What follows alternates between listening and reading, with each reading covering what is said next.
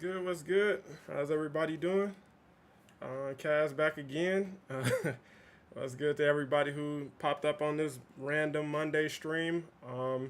I debated back and forth about making this a regular video, which I, probably still may do just to, share more details about, what we've learned so far. But, I felt like hanging out, felt like being, going live, hanging out with you guys, talking, having a actual back and forth a bit, for a while.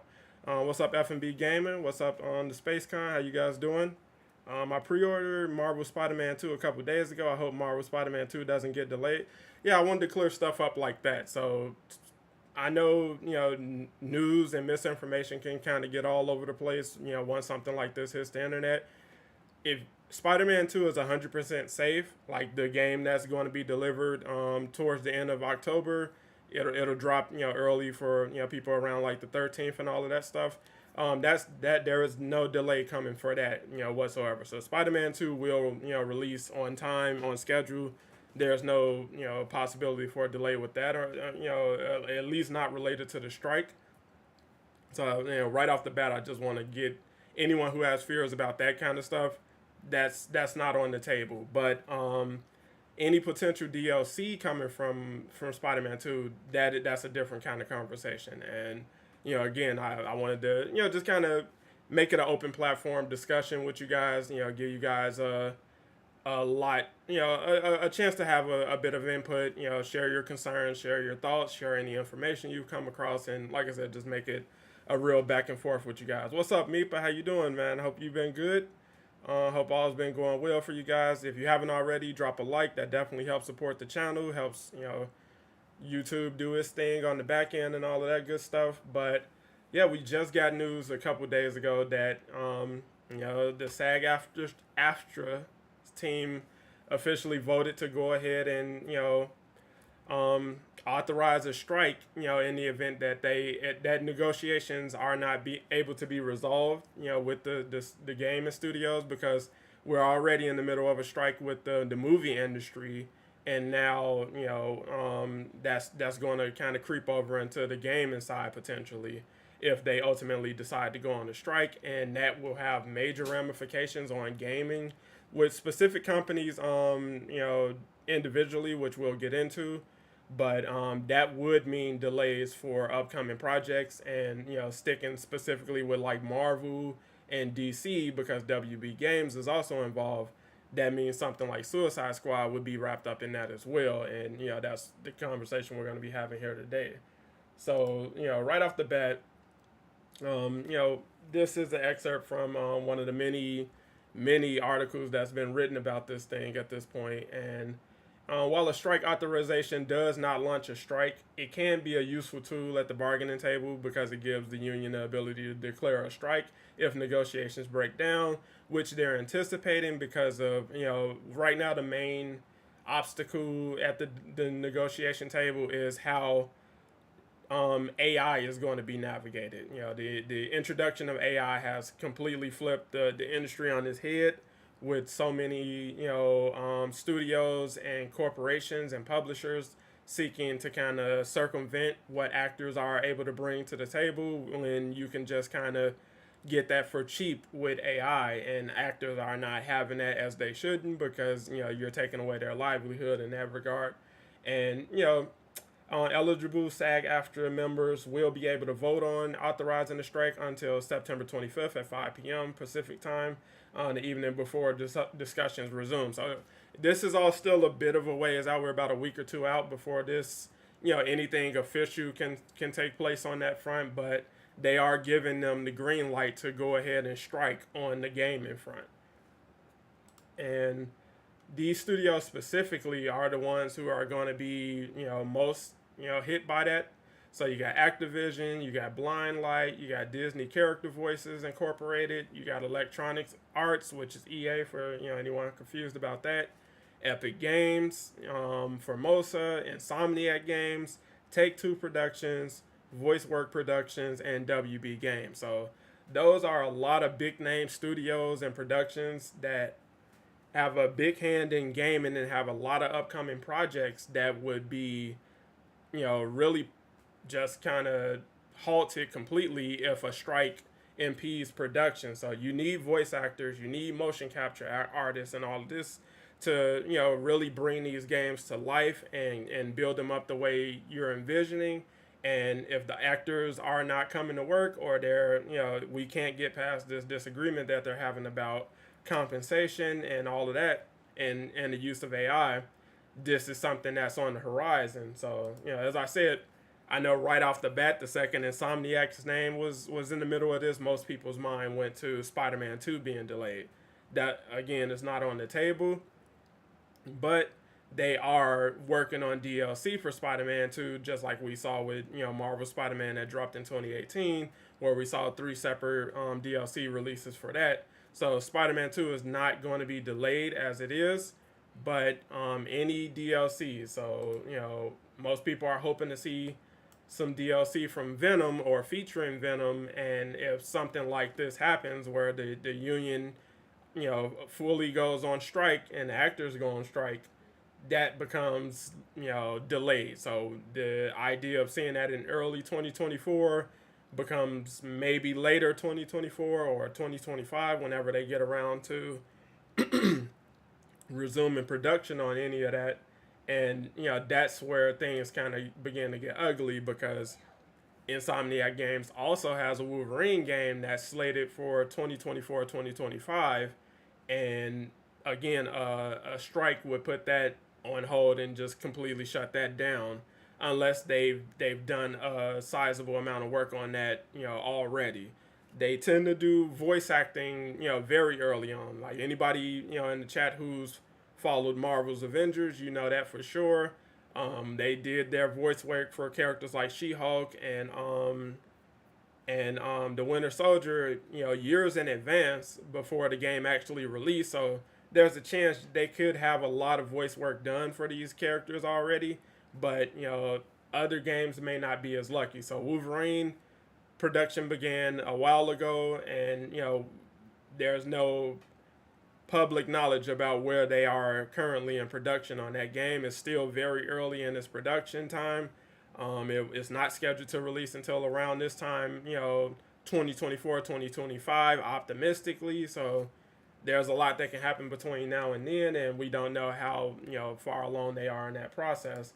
And they also have a new multiplayer game that they're hiring for, and again, it's unannounced. We don't know exactly what that IP is going to be or what that multiplayer game is going to be specifically at this time, but they are currently in the middle of getting that off the ground. So a strike, barring them from using voice actors and motion capture artists, would definitely hinder that production as well.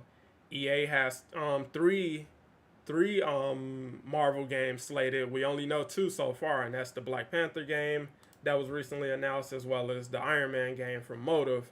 And again, all of that comes to a crashing halt if the actors ultimately go on a strike, as well as Suicide Squad. So it's a lot that's at stake currently, in terms of where the gaming industry can be a year from now, depending on if they ultimately strike, how long the strike ultimately lasts, and when things can resume as far as production.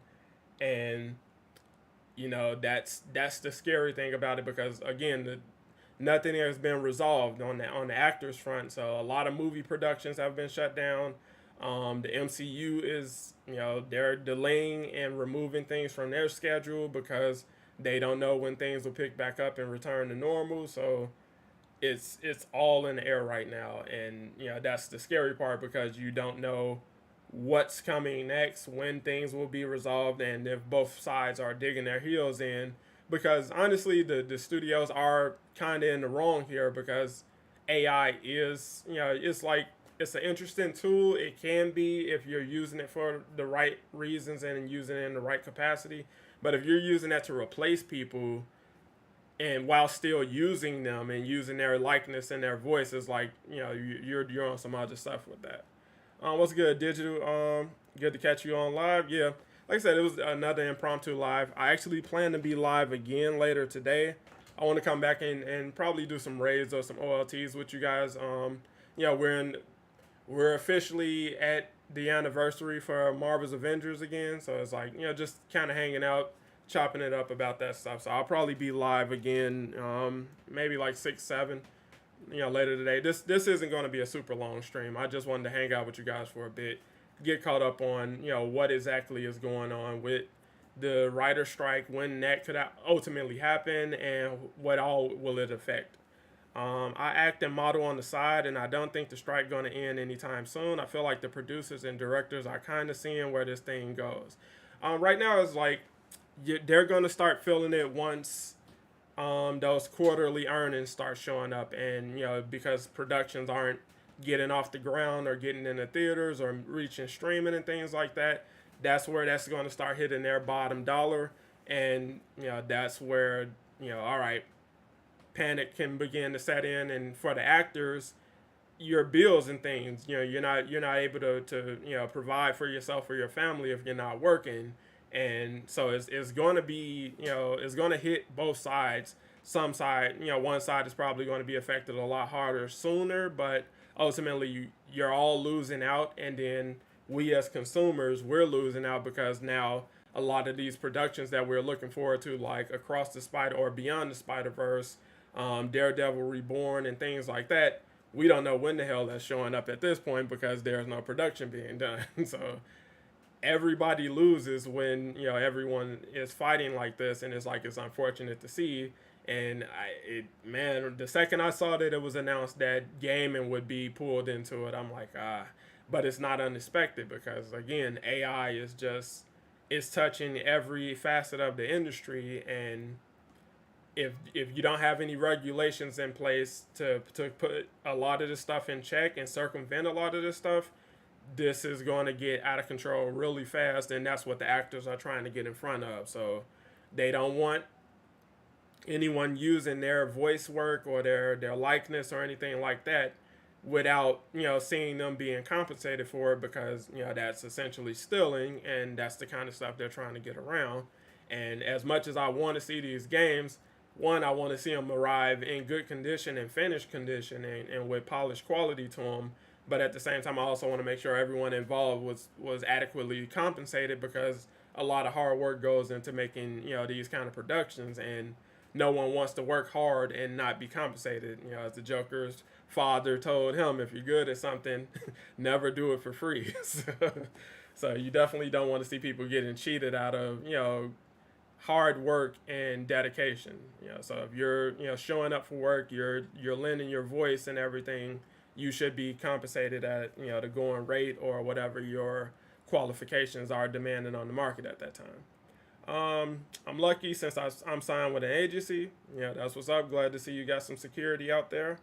Unknown if you have done this, but we can go through the Suicide Squad trailer and gameplay video breaking it down. I'm very sad about these strikes, but I also understand why. What's up, Lazy Sonic? No, I haven't broken down any of the Suicide Squad gameplay footage or anything like that up until this point. Like I said, around the time when they were releasing that, my work schedule was crazy, and I just didn't have the time. And then it's like when I found some time, we got hit with the delay. So it's like, but I'll definitely try to work that into a schedule, because again, this is a game a lot of people are anticipating. Like, people are really looking forward to checking out what they were able to do with the Suicide Squad. And it just sucks that you never know what's going on right now. Get some vibes going. I always feel weird when it's just like dead silence in my ears and stuff like that. But appreciate you guys showing up and coming through as always. If you haven't already, like I said, drop a like, it helps.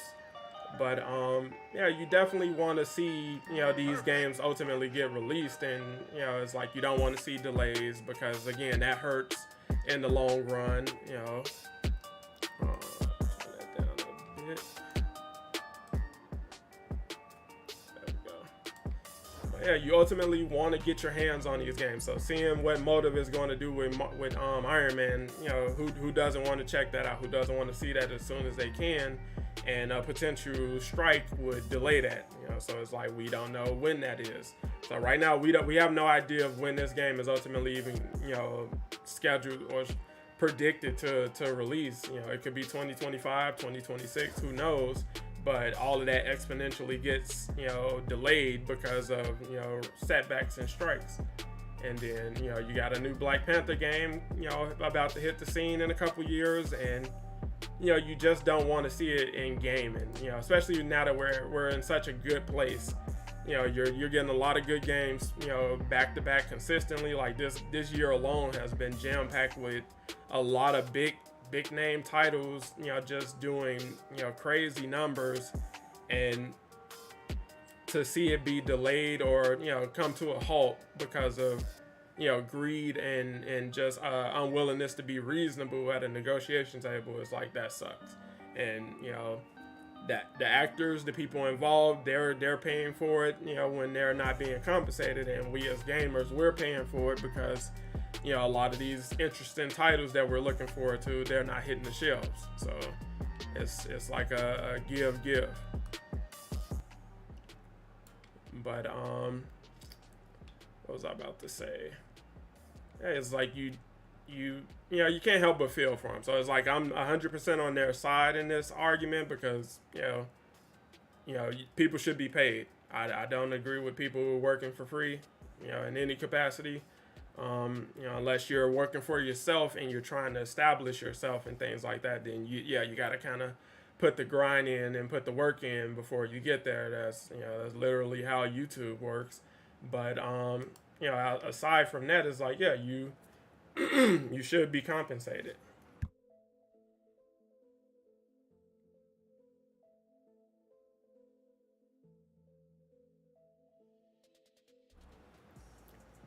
But it's like, it's unnecessary. It doesn't have to be, which is what makes it unfortunate. It doesn't have to be that way. It doesn't have to go this way. But on the bright side, we know for sure at least one game is safe. So we will have Spider-Man 2 in our hands very soon, within a couple weeks, and nothing is going to change that unless something extremely catastrophic takes place. But as it is, there's nothing that can really come between that. So that's a bright spot.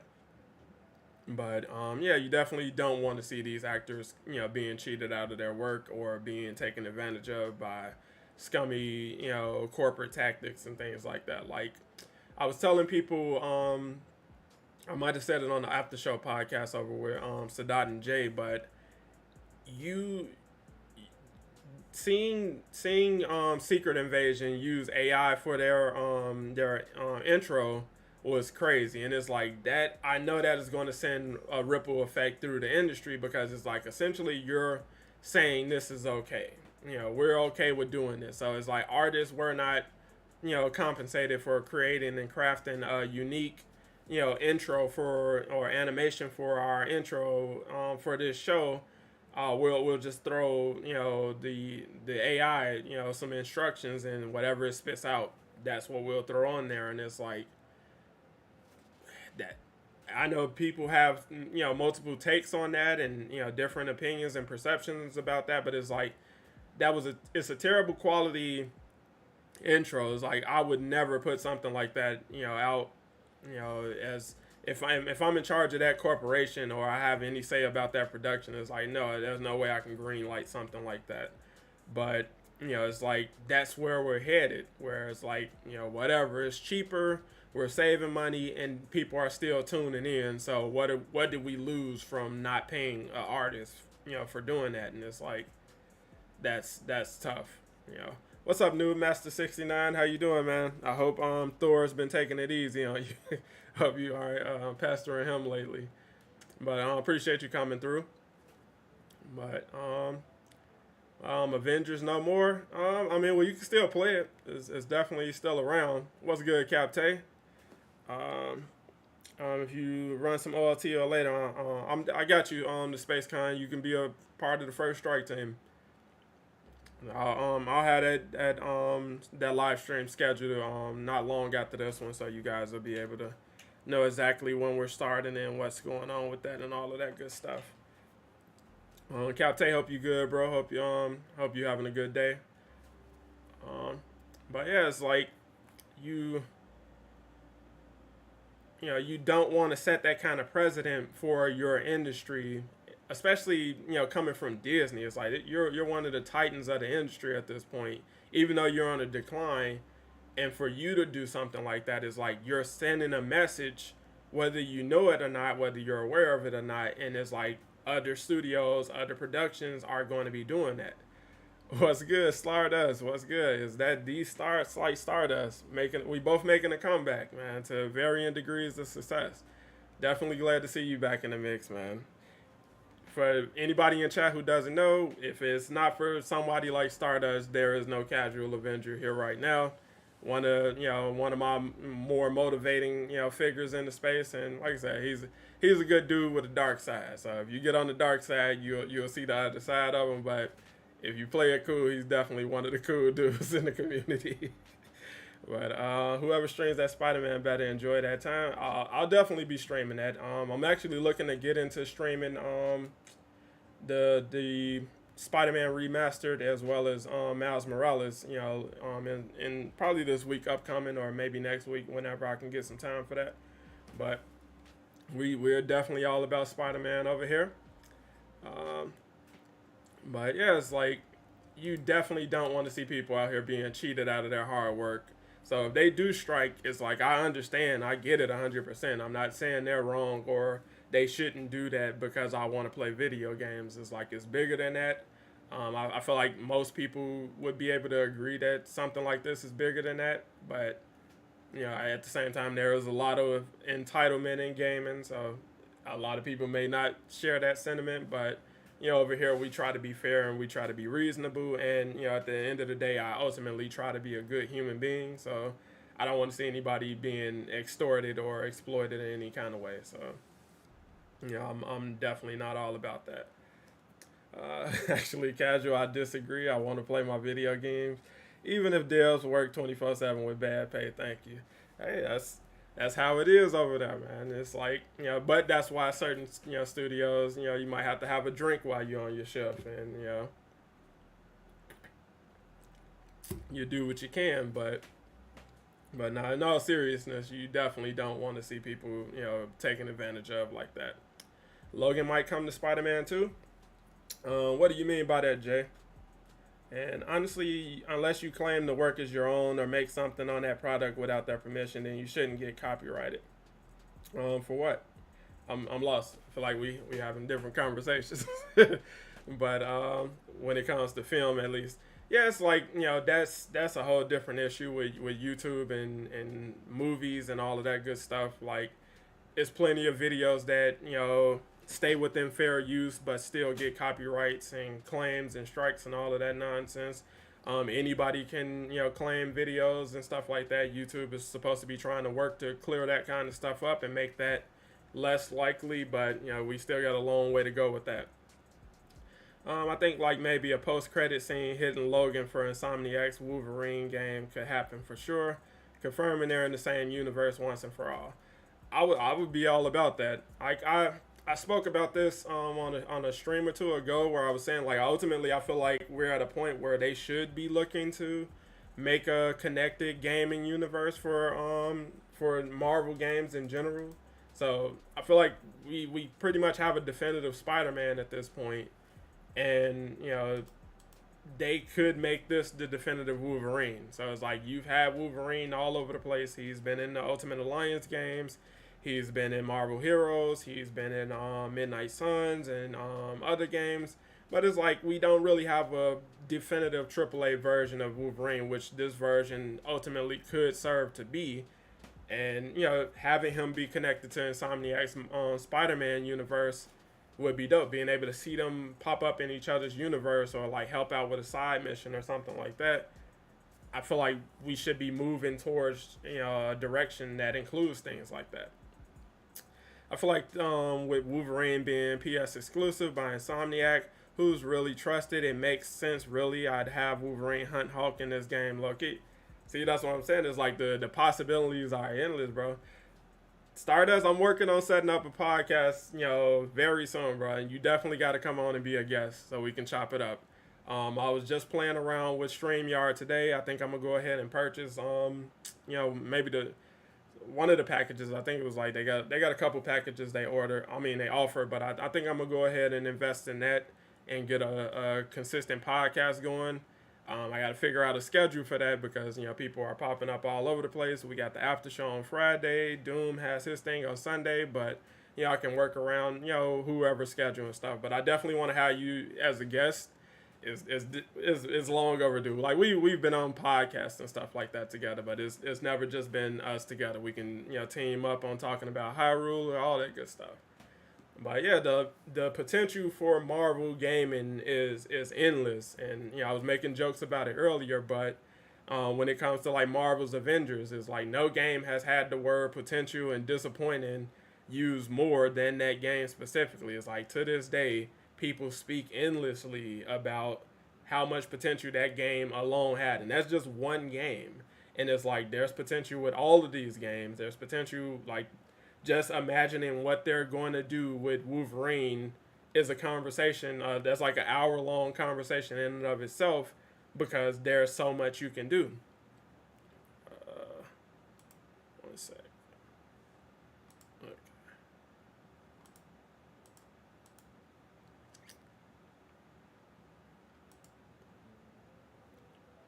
There we go.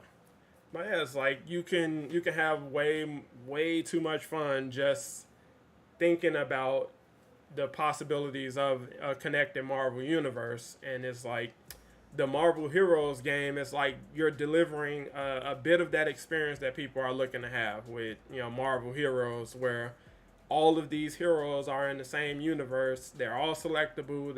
Your friends can play with them. You can team up against enemies and bosses and all of that stuff, and it's like that's what people want. That's what people crave.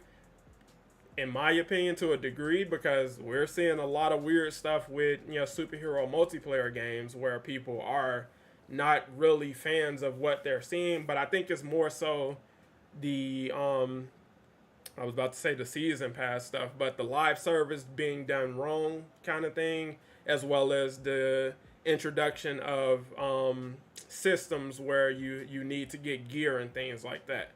That stuff hasn't really been executed well in these games. In addition to content being locked, it's a whole mess. And I think that's what's specifically turning people off. But what people are hearing is we don't want multiplayer games. Just give us single player games.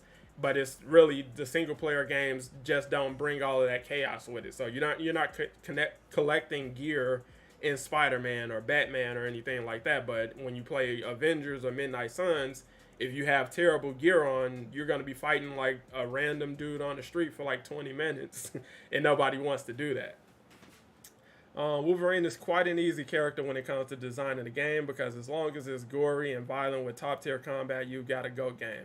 Facts. Like it's I already know they're cooking it up over there. Like I don't think anybody is doubting them or has any serious concerns about their ability to kind of navigate Wolverine effectively in the same manner that they did with Spider-Man. And that's what makes it interesting because they've shown that they'll take what we're familiar with and just play around with things and the components and reintroduce it in a new way. So it'll feel fresh while also feeling familiar. And it's like having Madripoor being included and, getting a chance to see him as Weapon X or spend time playing as Weapon X and things like that I already know is going to be heat over there. I reckon that open world Black Panther game is going to have gear. And like I said, that's probably the game that gives me the most pause and concern because it's like, I don't know what you're doing with the T'Challa aspect of it. I don't know what Disney and Marvel have going on with T'Challa in general, but it's weird. Gotham Knight has different timelines.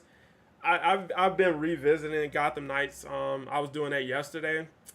I don't know, man. It's like it's something about that combat that just it's not as satisfying as just hopping back on Avengers, and it's like I feel like that's what. That in addition to I just really didn't mesh with that DLC that they dropped for it. I don't know. I think I'm ultimately going to have to do a full restart, go back to the basics with Gotham Knights. So start from the very beginning and play all the way through and just go from there. Because right now, just dropping back in, it feels super clunky and stiff, and it's like I'm not really feeling that. I cannot wait to see Marvel Black Panther. Yeah, it's going to be dope. No matter what they do, I'm pretty sure it's going to be dope. I'm just a huge T'Challa fan, and he is. It hasn't been a good past few years for that man, and it's not a good year. It hasn't been a good few years for fans of him as well. I thought Red Hood was duty. To be honest, I don't know why people were hyping him up combat wise. Honestly, it's like I fought the most with him in Nightwing, and it's like, yeah, the like if I'm shooting somebody, I want him to go down, bro. Like I shouldn't have to have specific gear to put people down. So it's like playing with him here versus playing with him in Arkham Knight is night and day. Like it's really no competition, and it's because of that. It's like the gear building, gives you the potential to have some really fun and exciting builds and all of that stuff. But at the same time, you're handicapping most of your audience who just want to play, pretty mellow. They don't want to do all of that other stuff. They just want to play pretty casually, and they should have the option to do so. And when you're forcing them to have to find gear and use the correct gear and all of that stuff, you're pigeonholing them into an experience that they necessarily didn't really sign up for and may not know they're signing up for. So when they saw the Avengers, they're like, oh, cool, the Avengers. I want to play that game. The combat looks fun. And then it's like, oh, well, you need this gear. And if your cap doesn't have this on, this specific piece, he's trash. And it's like, now people are mad and snapping, and they're like, hey, this game isn't really good because you didn't you didn't think about that. You didn't factor that kind of stuff in, where they can go play Spider-Man or Batman and just do their thing. They don't have to have any ice gloves on or use electric gear or nothing like that. They can just fight the bosses, use the environment or whatever tactics they see fit, and just kind of go from there. They had him with Barbara. He had the Avengers problem of only range being viable, really. Yeah, it's just that combat just isn't super fun to me specifically. So it's like if you enjoy it, you think it's dope or is just as or it's comparable to the Arkham gameplay, have at it. I hope you continue to enjoy it. It's just it feels super like not being able to just jump, like not having a jump button feels weird like that. It messes with my mind. It's like, why can't I jump? Why can't I just run and jump on that car or something like that? And it's like, I get it. I'm not shaming them or getting down on them because they wanted to try something different. They didn't want to be confined to just mimicking the Arkham series, gameplay and combat. So it's like, I get it, and I'm not, shaming you for that. What you ultimately were able to do is like it works, but it also doesn't work for me. So it's like, that's that. I'm just sharing my own thoughts and opinions on it. The combat in Suicide Squad looked not very good. The gunplay looks fun though. Yeah, it's like we still have time to see more. We don't know what they're working on while they're under delay, so they could reintroduce some things. They could have took a lot of feedback from what they were hearing from players, just based off what we saw from the early combat. And I think most of their time is going to be reworking live service. So it's like maybe reworking that business model into away from just giving away free content, because that just isn't going to work. Like I don't know who is signing off on that kind of stuff, but it's like in this climate, that is like a terrible idea. That's such a terrible idea. What's good, Prezzo? How you doing, bro? Hope everything's been good with you. And again, guys, if you're just popping in and haven't already, drop a like. It helps. I promise it helps, even if it's just a little bit. Story is Justice League need to die. Yeah, we'll see. Obviously they can move away from that, and I'm not 100% sold on them actually going through with killing the Justice League, but it's on the table. But yeah, you got a interesting cast of characters right off the bat, and then you have the appeal of, oh well, we'll have heroes or villains being released after lunch, which is meant to keep people invested in coming back. But similar to Avengers, if that lineup is trash, you're gonna have a bad time. I think at the very least they're gonna have a cool and compelling story and main campaign that you can enjoy, just like Avengers did, and we'll have to see what all they have planned and how they introduce the multiplayer side of things right off the bat, because that's what decides if the game lives or dies. And if that's bad out of the gate, and you have a terrible lineup of characters or underwhelming lineup of post launch characters and all of that stuff, and then people just aren't enjoying the multiplayer side of things, that's tough, bro. It's going to be tough to try to keep something like that living and dragging along. But we'll see. I don't know if anyone is going to come back for anyone other than like Reverse Flash, Bizarro, and like Batman Who Laughs and stuff. Really big known villains that'll play like Justice League. Yeah, it's like, I mean, the options are there. I doubt we'll see Flash, because it just seems like, well, no, honestly, Captain Boomerang is a speedster in the game, so it's like they've shown a willingness to at least incorporate a speedster in the game. So all of that's on the table, honestly. It's just it always seems like we're on two different sides of the fence with it. It's like players are over here, developers are over here, and common sense is in no man's land. It's like oh man, I really hope they have a better finger on the pulse for what players are looking for with this game specifically than the team over with Avengers did, because between the publisher and the studio, we never were able to quite figure it out when a lot of the issues seem quite obvious. So you honestly never really know, but we'll see where we land with all that stuff. As always, I'm hoping for the best for them. I don't want to see any game fail, especially ones that's taken over 5 years to develop and all that good stuff. So it's like, yeah, you want to see them do well. You want to see them get off to a good start and potentially have a good run. But it's like, who knows? What's good, Jazzy? How you doing? Shout out to Jazzy Butters. I guess I've been doing some work with him behind the scenes, which you guys will be seeing very soon in the future. Looking to link up with him to get some new channel art and all of that good stuff. So Jazzy, stay on standby, but appreciate you coming through. Mr. Freeze would be dope. I would take Mr. Freeze, but I think they would probably try to limit it to people who've been a part of the Suicide Squad in the past. I'm pretty sure Peacemaker is probably going to be a part of the lineup at some point. So the people that we saw in the movies, I think they'll try to go for some of the big names of that. I would hope they do something like Polka Dot Man or something like that, but it's like, we never know what they're thinking. We never know what's going on, and right now I don't think that community has a Miller, so we don't know what the hell is going on in terms of leaks or anything like that. But we'll keep our ear to the ground for that. The Will Smith skin.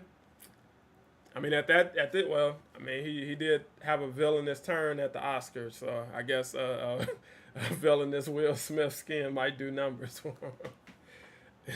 we want Weasel. I'll take Weasel. I'll play with Weasel. Bro wants a Will Smith skin. Hey, get the Will Smith skin if you're willing to pay for it and they're willing to make it. Meet in the middle. Ain't no way. Hey, he was in the movie. It's the Suicide Squad. So it's like, just find a balance between what worked, what fans want, what you want to do, and you should be fine. But incorporate a bit of all three. So it has to be a balance between those three things. So where the demand is, what fans specifically want, and what you guys want to do. So find a way to get all of that in tandem, and we'll be fine. Tandem, not tangent. But it's just, like I said, it's not as complicated as it's made to be sometimes. Be chilling over here. feel like we've had a good run. Give it another couple minutes, maybe another 10, 15 minutes. But yeah, it's like I said, I just really wanted to just touch on it, get you guys' thoughts on it, and definitely clear up the misconceptions that Spider-Man is going to be delayed or impacted by a potential actor strike. It'll be impacted, but only in terms of DLC and post-launch content, not any. There won't be any impact on the main game that's shipping in a couple weeks. Did Batman kill Joker or Superman kill the Joker? I believe in throughout history both have at some point, but or are you talking about Injustice? If you're talking about Injustice, then I'm not sure. I didn't follow that too tough. I know Superman punched him through the chest. I'm not sure if he had a comeback from that or something like that. Like I didn't follow that storyline super close. What else we got? He died in Arkham City. Yeah, he did that. Well, I mean, he kind of killed himself in that regard with the serum that he was taking.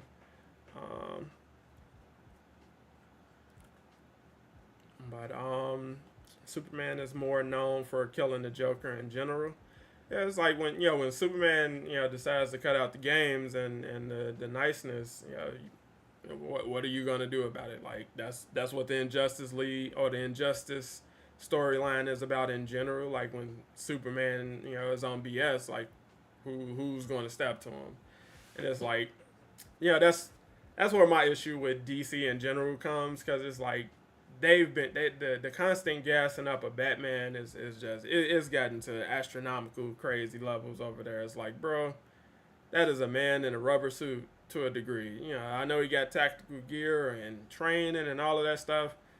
Superman literally can go from in front of your eyes to outer space before your brain processes what the hell just happened in front of you. There is no way you can shoot him with anything. Batman, while forming the motion to do anything to Superman, would be dead before his brain knows what the fuck happened to him. He'll be in the afterlife confused, wondering what happened, because that's how absurd Superman is as a hero. And it's like, the notion that this dude can beat him up because he got access to a green rock is crazy. But, it's comic books, so, anything is possible over there. But, we got that in general. Like the inconsistency with how Spider-Man's spider sense works. Based on how his spider sense is set up, no one should ever be able to touch him. Like, he should never be able to be caught off guard. But like in the game alone, you see Spider-Man gets snaked a couple times. Like all kind of people are punching on him. Silver Sable is able to hit him. Everybody is able to catch up with him and slump him. But it's like,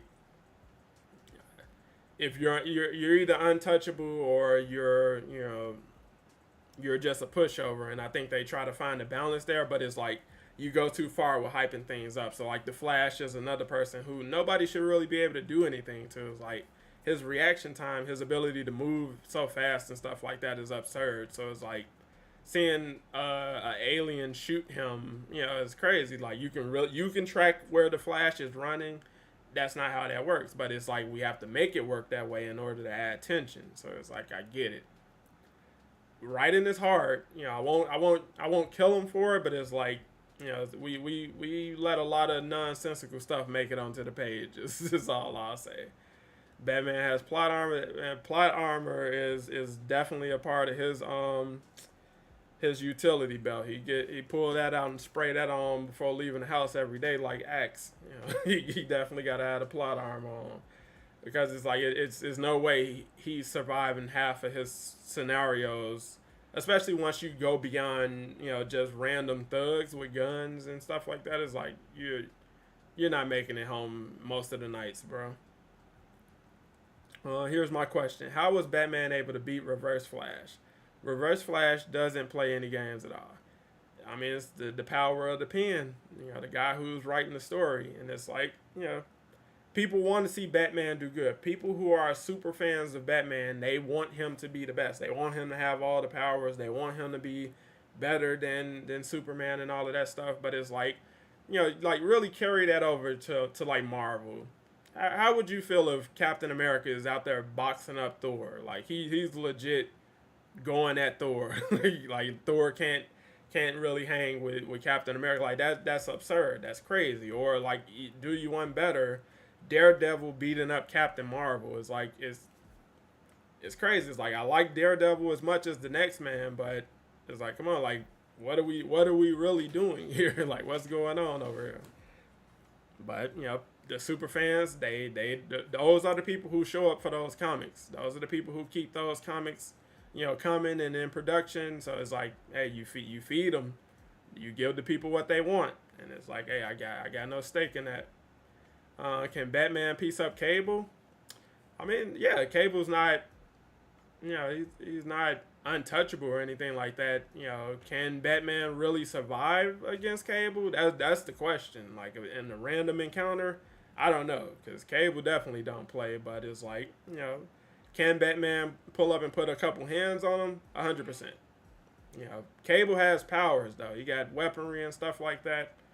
Future tech, all that good stuff is like, in a random encounter.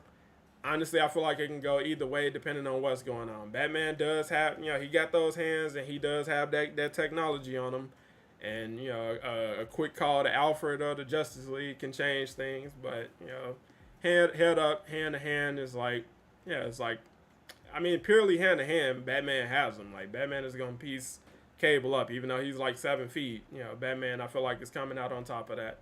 But, you never know. That's what makes it interesting. Like, the fact that there is able to be a debate back and forth about that. Can Batman beat Wolverine? Obviously not.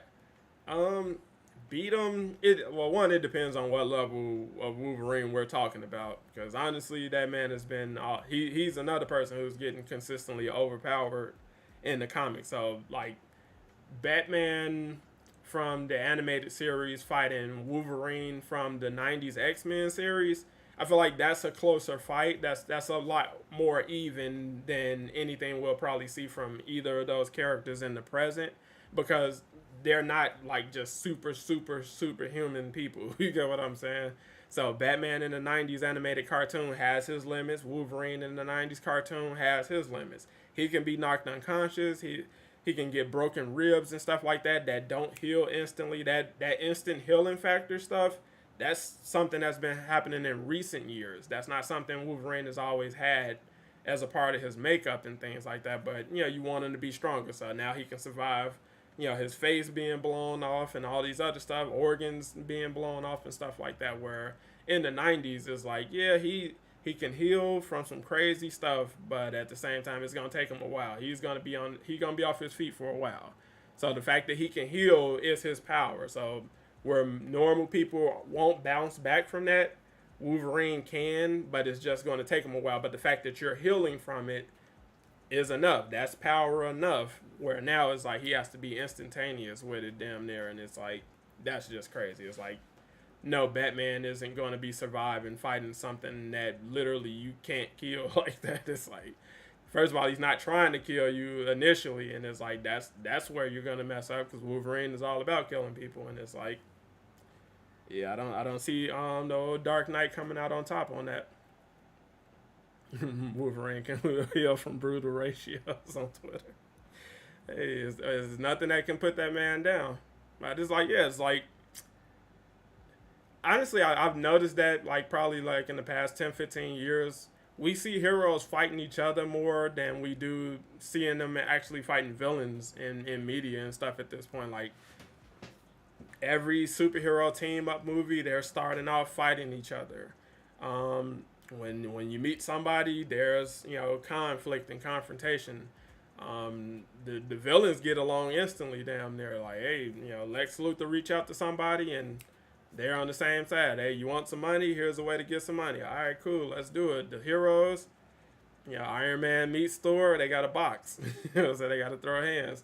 Captain America and Iron Man bumping heads. They want to fight. And it's like,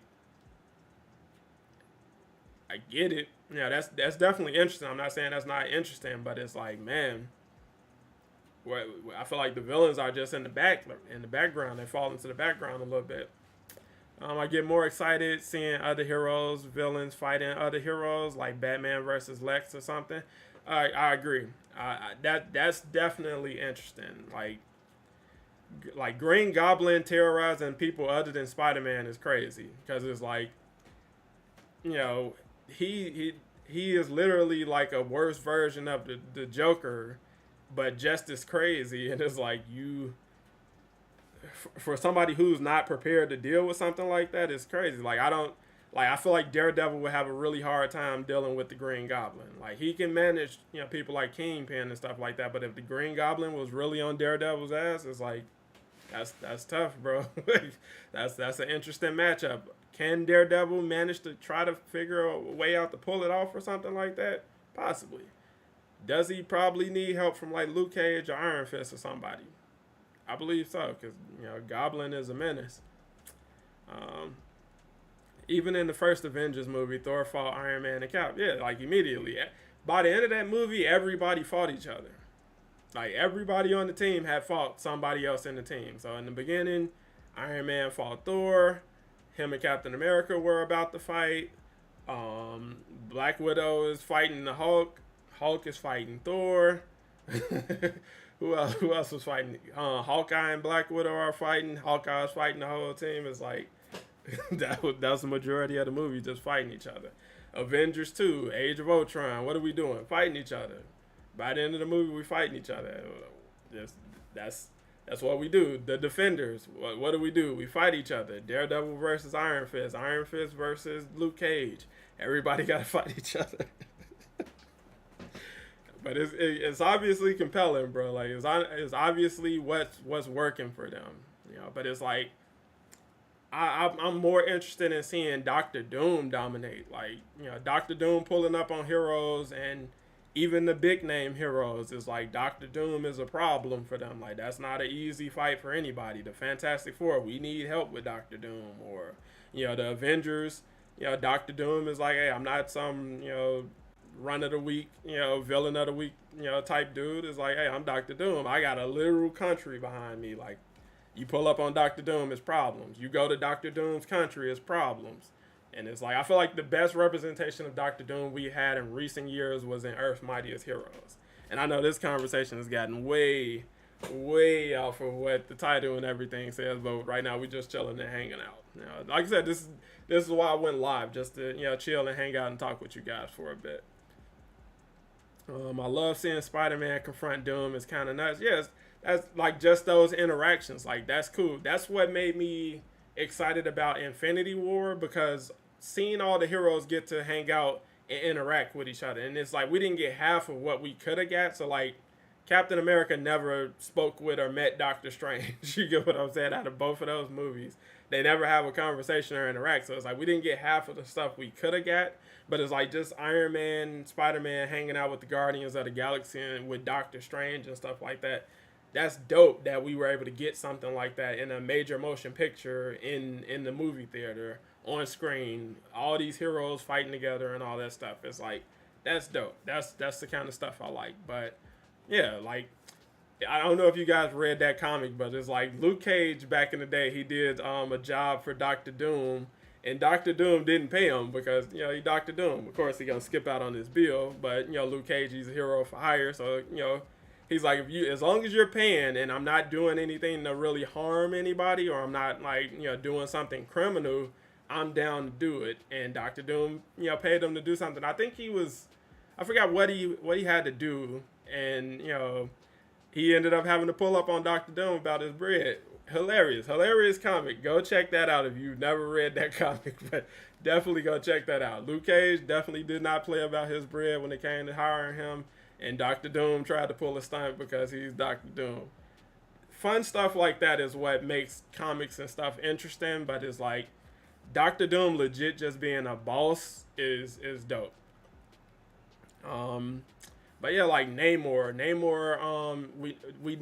we'll never get the chance to see Namor fight T'Challa in the MCU, unfortunately, and it's like, that's tough. That's one of my favorite rivalries from the comics, and to know I'll never get anything, to kind of anything close to that on the big screen. That's tough and disappointing.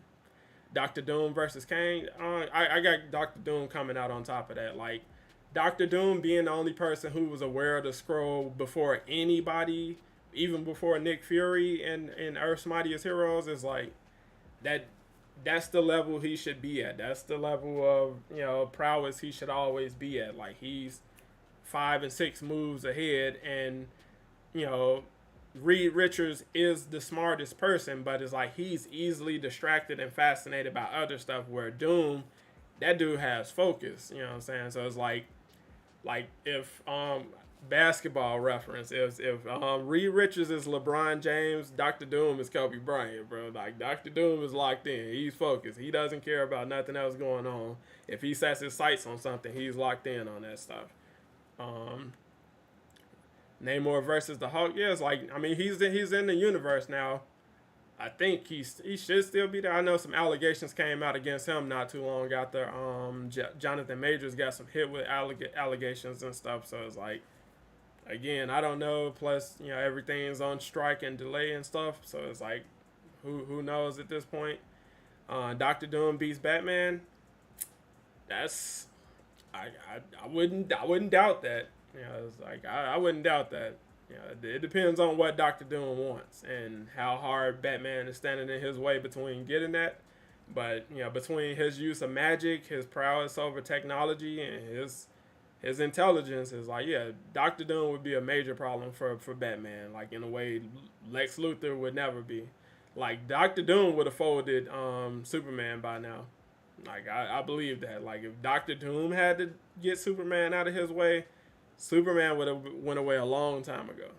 The world would have lost Superman back in the 70s. But Doctor Doom was unstoppable in Secret War. Doctor Doom is the GOAT, bro. Like he's legit just the GOAT, and that's what it means. The Joker. Let me see. Let me catch up with you. Doctor Doom versus Kang. All villains just fight. I get what you're saying. Sentry versus Superman. I'm all about like Sentry. I don't dispute that he's crazy. Like he's crazy powerful. I just don't find his storyline all that compelling. I think Hyperion is more compelling as a character than the Sentry. I don't think Hyperion can throw hands with Superman. Like he can fight him, but it's like Hyperion will have a better chance beating somebody like Shazam. Like going against actual Superman is like, yes, it's not gonna happen. Sentry, I legit feel like he probably has a chance to beat Superman, but it's like Superman is crazy. Like that dude is just off the chart. Everything they've written for him at this point in his history is like, it depends on what version of Superman you fight in, when you catching them and all of that good stuff. I don't know, but it's like, it's just comics are crazy. I saw they're doing Ghost Rider Wolverine, so it's like, hey, comics are all off the chart out here. Who is the choker? I don't mean to sound rude when saying this. Do you guys think it was a bad idea to kill off the Black Panther character with the passing of Chadwick Boseman? Do you think recasting was an option? It was an option. I feel like honestly the production of Black Panther 2 should have been delayed in general, just to give it a bit more time in between, because they clearly don't have a problem recasting people. We got Don Cheadle from Terrence Howard, so it's like they don't care that someone different looking is popping up. They recasted all of the Warriors 3 at some point, and it's like, that's fine, I guess, if that's what you want to do. I'm in the camp of people who feel like T'Challa, the character, should not be tied synonymously to what happened with Chadwick Boseman. Is like killing the character in universe because the actor died. It's like we've never seen anything like that happen before, ever. And it's like, it's a decision. I don't feel like there was any real right way to go, because it's like, that's why I said it's like we should have just pushed that back off. Let's leave Wakanda alone for a bit. Hey, Wakanda is walled off after the events of Endgame and stuff like that. They went back in and dug in their heels, and they're like, we're not messing with the world right now. Something just to excuse their absence from the next set of movies and stuff. And then when you're ready to recast him, make it a multiversal thing. So we got a new T'Challa somehow, or whatever. You get what I'm saying. It's a writing thing. I'm just spitballing off the top of my head. I'm not saying my ideas are the best, are better than what we got. I wasn't a fan of it, but at the same time, I don't really have a better solution outside of we probably should have just held off on doing a Black Panther movie so soon after he died. And that's just how I feel. Like I said, I'm a T'Challa fan. Like, that's literally my favorite character in Marvel Comics in general. And it's like, to see him just completely killed off, that's kind of trash. Let me see. The thing with the Sentry is that we got to gauge if he lets out the Void or not. If he lets out the Void, then the Sentry will win no matter what. Otherwise than that, Superman wins. If the Void comes out, it's like, again, I don't know. Superman, Superman is a beast. So it's like, I don't even know if the Void can keep him up off your head. So I don't know. Like I said, I'm not the power level expert on that or anything like that. I just know Superman has done a lot more crazy feats than what I've seen from the Sentry. So recast would have been better. Ghost Rider versus Claw. Ghost Rider clears. They had no problem recasting General Ross. Yeah, it's like, that's what I'm saying. It's like, on one hand, General Ross is a minor character compared to T'Challa, but like I said, I honestly just don't know. They didn't kill off Joker when Heath died. Yeah, kind of did the Joker die in that movie? No, he didn't die.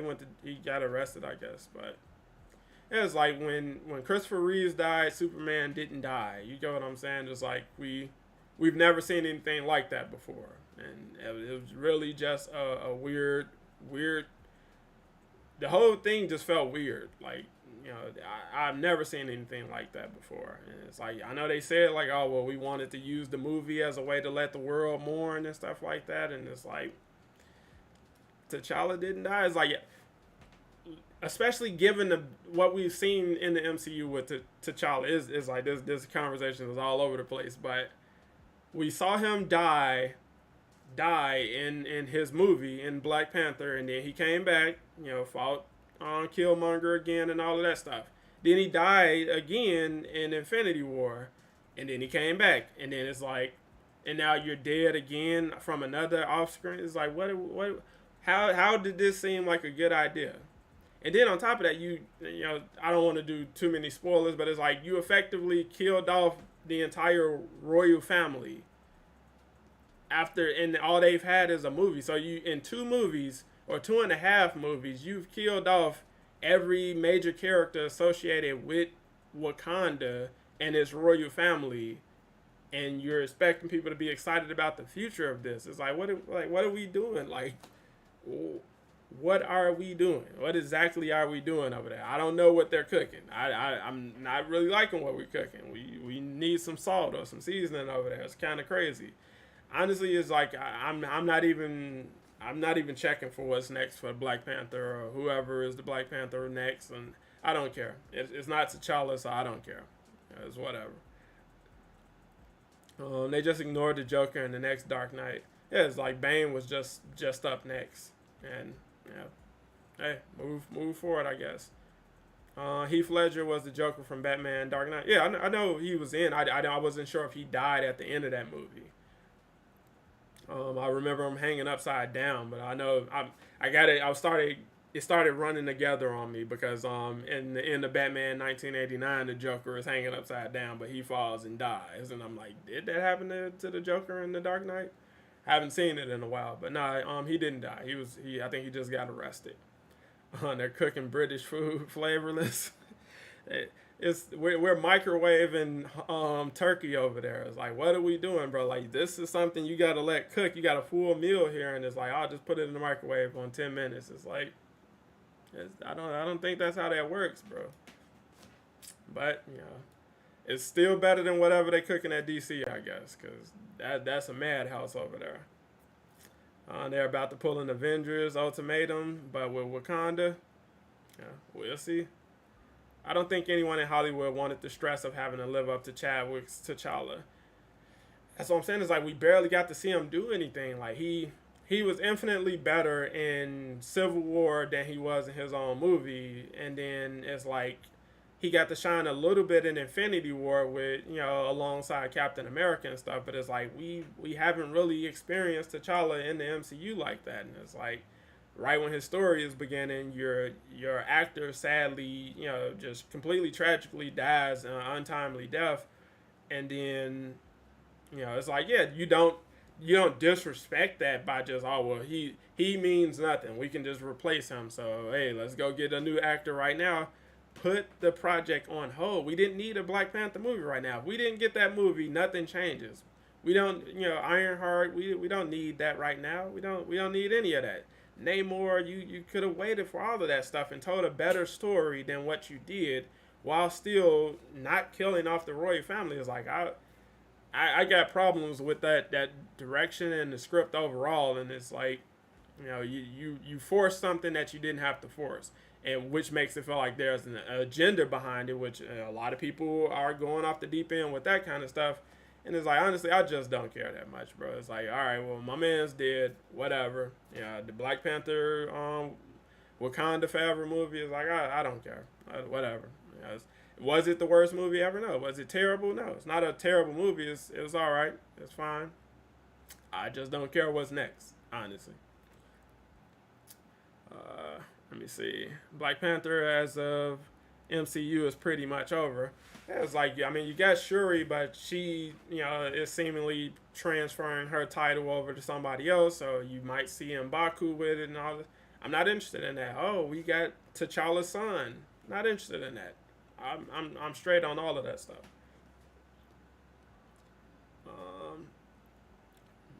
That booty boy.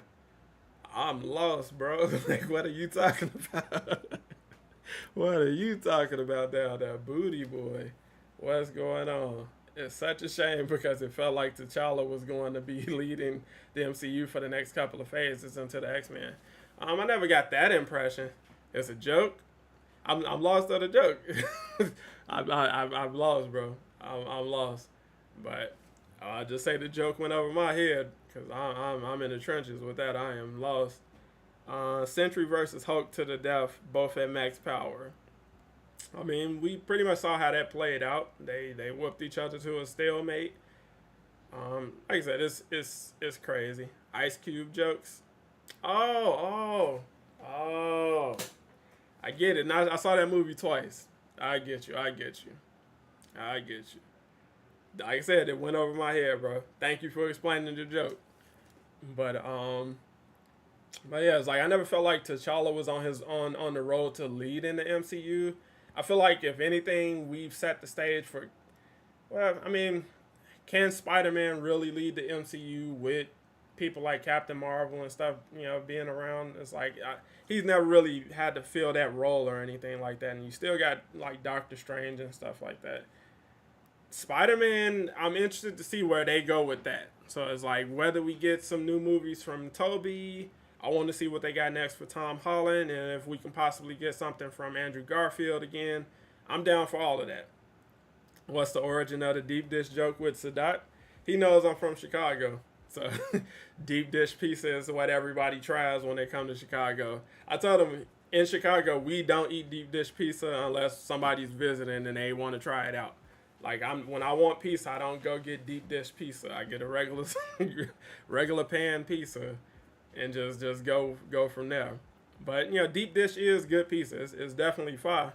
It's just I don't eat deep dish on the regular. It's like if we going to sit down at a pizza parlor or something, yeah, we can get a deep dish, I guess. Especially if somebody's coming in from out of town or something. But just on the regular, like, hey, it's Friday night. I want pizza tonight. I'm never thinking deep dish.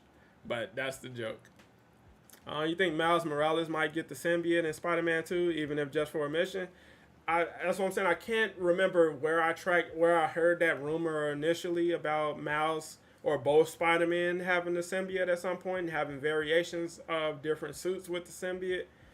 I can't remember, so it's like I don't want to say that was confirmed or anything like that, but um, they the potential for Miles getting the symbiote as well, I feel like is there because you have a storyline where you're having Miles confront Martin Lee, who killed his father. So it's like a lot of negative emotions are going to be on the rise from that alone, and it's like, all right, well, that sets up some potential. But I think once he gets the symbiote off of Peter, is more than likely going to go straight to whoever's going to be the main host of Venom, possibly.